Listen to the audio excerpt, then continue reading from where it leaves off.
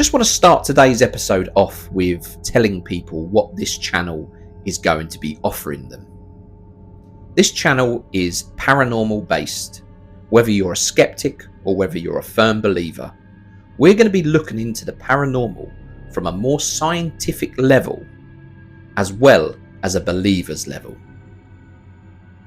I'm going to be taking you on a journey where we speak about the paranormal and we speak about what happens on my ghost events, as well as telling personal stories from people that have had experiences. So we're going to try and mix this channel up with a few different styles in one. Okay? So stick with me, guys. This is the beginning of the journey, and I promise the videos will only get better. So today what we're going to be speaking about is a location high upon a hill in the Essex coastline. It's a circular formation that stands out from an aerial view. It's been beautifully restored by the Harwich Society.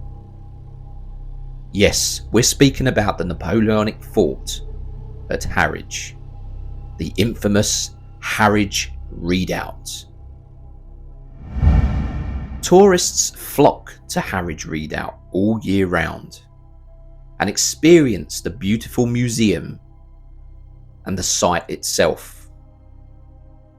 But for those that stay after dark, they experience this location in a completely different way. I myself personally have held many ghost hunts at the Harwich Redoubt, and I can say I have had some very strange experiences, alongside with a lot of guests that have also had strange experiences. The Harwich Redoubt seems to hold an energy from its past. Although the fort never see action, it did see many prisoners that came through the fort and held at the fort. This holds an energy in itself. The prison in Harwich Redoubt is not the largest of prisons. It has a thin, long corridor leading to 3 main cells and 1 condemned cell. So I have had many experiences in these cells. I've sat in there for many hours on my own.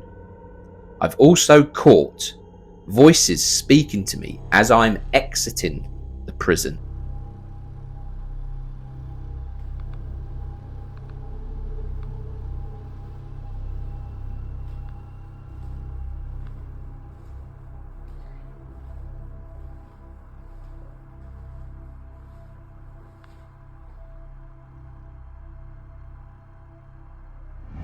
We can't speak about the Harwich Redoubt without talking about the most famous resident, the Headless Soldier.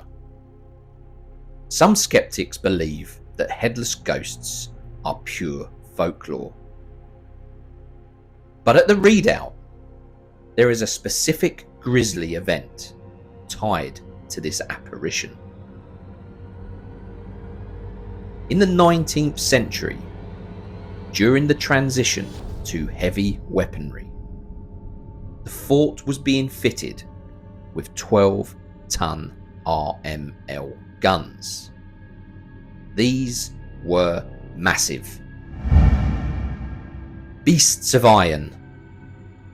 The factual record states that during the manoeuvring of one of these cannons, a heavy cable or chain snapped under extreme pressure. It whipped across the casemate with such force that it decapitated a soldier instantly. Witnesses over the last 50 years, ranging from casual tourists to hardened military historians, report a figure in period uniform. He is most often seen in the lower casemates of the Redoubt or near the gun emplacements. Unlike many residual hauntings that repeat like a film loop, this entity is said to communicate. Back in 1972, a group of restorers reportedly fled the site after seeing a man carrying his own head. This man was said to be leaning against a doorway of the lower casemates. On multiple occasions, myself and the team have communicated with an individual that claims to have had this very accident. This most certainly isn't the only spirit that wanders the casemates after dark. Although the fort never fired a shot in anger against Napoleon, its darkest human history came much later on. During World War II, the Redoubt served a grim purpose. A purpose of holding British soldiers awaiting court-martial. If you walk into those casemates today, you can still see the factual evidence of their presence. This is etched into the brickwork.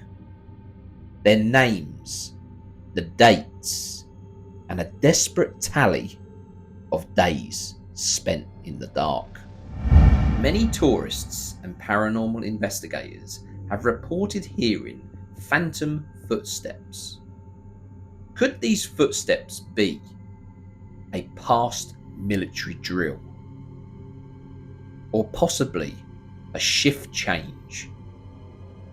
In Casemate 12, multiple paranormal investigators have captured some fantastic EVPs.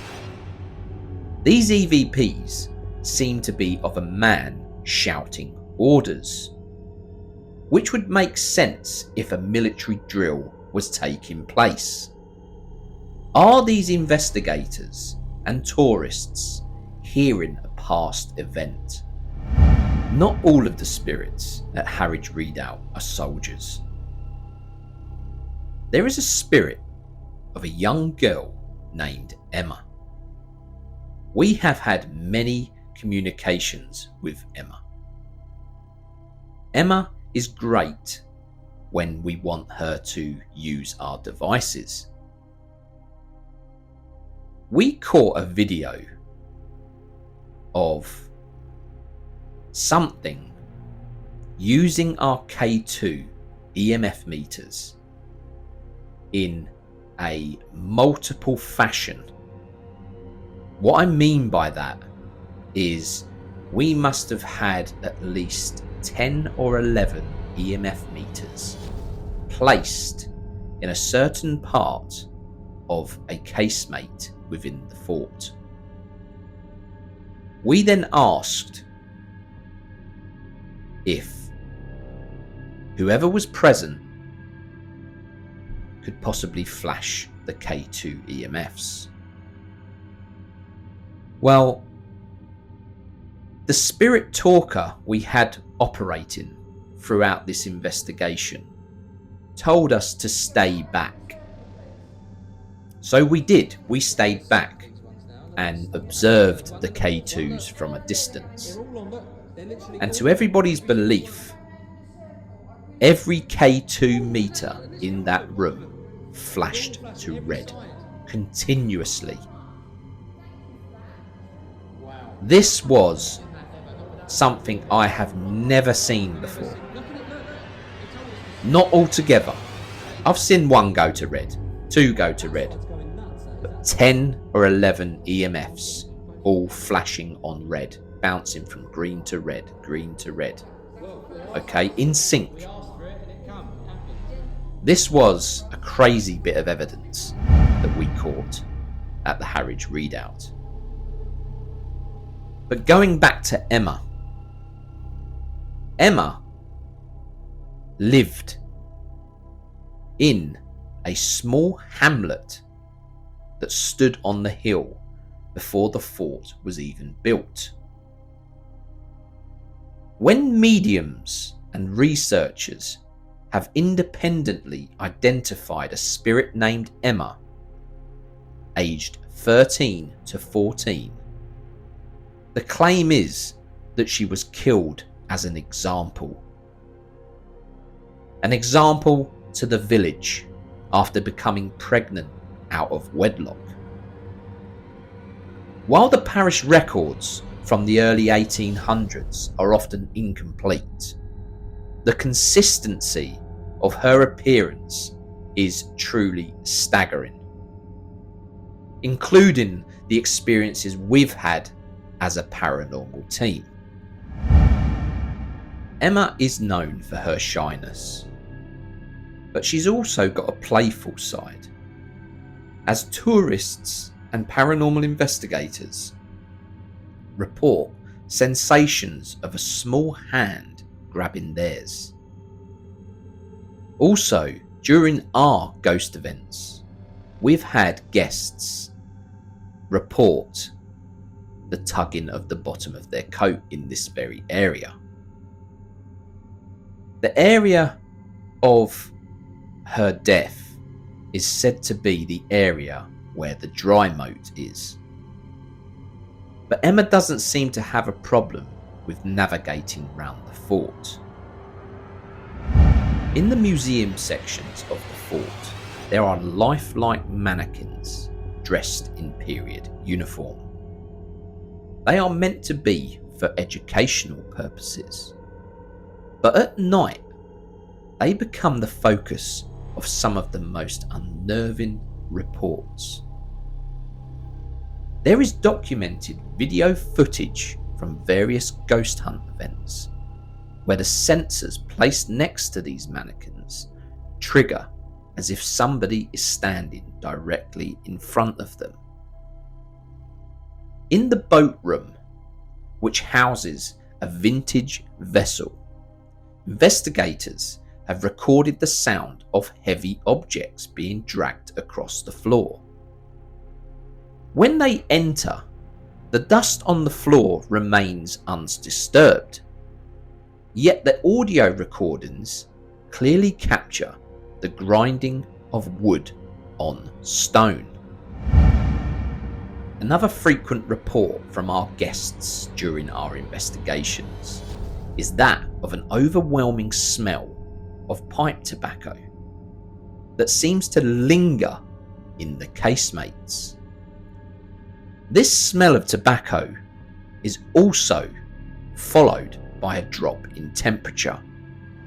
Before I end this episode, I just want to show you a clip of an experiment that took place within Harwich Redoubt Fort on our Facebook Live. We played a game of drafts with something that wasn't there. We caught this on one of our night vision cameras that we had locked off during the whole evening. This ball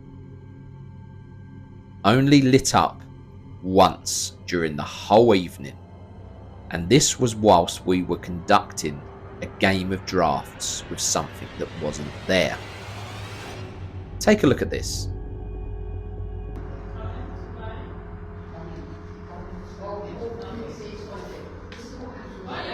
Yeah, there we go, the ball was gone, Okay, so that's indicating.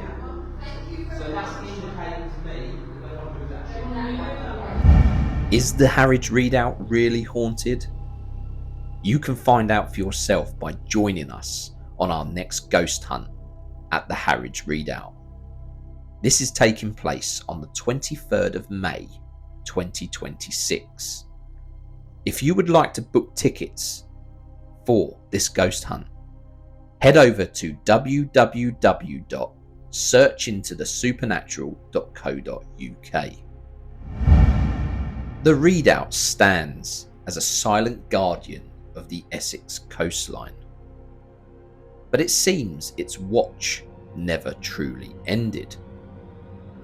Next time you find yourself in Harwich, walk up that gravel path, stand in the centre of the parade ground and listen, because the soldiers of the Redoubt might just have something to say. Stay spooky, guys. I'll see you on the next one.